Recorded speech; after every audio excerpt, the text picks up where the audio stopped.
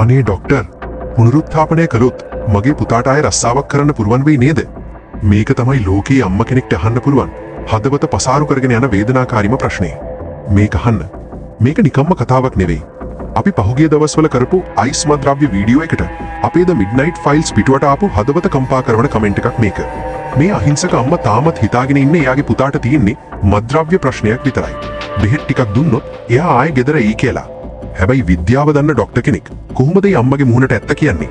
අම්මේ, අම්මා ඔය බලාපොරොත්තු තියාගෙන ඉන්නේ අම්මගේ පුතා ගැන නෙවෙයි.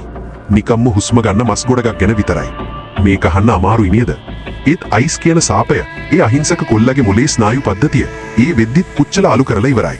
හොඳට මතක තියාගන්න. අයිස් කියන්නේ නිකම්ම මද්‍රව්‍යයක් නෙවෙයි. ඒක කෙලින්ම ගිහින් ඔයාගේ මනුස්සකම, හැඟීම් සහ බුද්ධිය පාලනය කරන මොලේ කොටස ෆ්‍රන්ටල් ලෝබ් දිය කරලා දානවා. ඒ කියන්නේ අර අම්මා බත් කවන්නේ තමන්ගේ දරුවාට නෙවෙයි, මොලේ මැරුණු, හැඟීම් නැති, පණ තියෙන සොම්බි කෙනෙක්ට විතරයි. එයාට ආයේ කවදාවත් අම්මගේ ආදරය දෙනෙන්නේ නැහැ. ඒ අම්මා මැරෙනකම්ම විඳවන ඒ වේදනාව ඔබේ දෙමව්පියන්ට දෙන්න එපා. මේ ජරා සාපයෙන් අදම අයින් වෙන්න. හැබැයි අපි මේ කතා කළේ පණ පිටින් නිද්දි සිද්ධ වෙන මොළයේ මරණය ගැනනේ. ඔයා කවදා හරි හිතලා තියනවද ඇත්තටම අපේ හුස්ම නවතින දවසට මොකද වෙන්නේ කියලා? විද්‍යාව කියන විදිහට අපි මැරෙන මොහොතේ මොළයෙන් DMT කියලා අద్භූත රසායනිකයක් නිකුත් වෙනවා. මැරෙන අය දකින ආලෝක ධාරාව ඇත්තක්ද?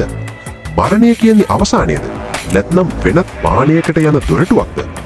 මරණයේ අඳුරු සහ গুপ্ত රහස් ගැන මම ඊළඟ වීඩියෝ එකෙන් ගේනවා. දැම්ම PK Studio subscribe කරන්න. ඒ වගේම The Midnight Files Facebook පිටුවත් follow කරන්න.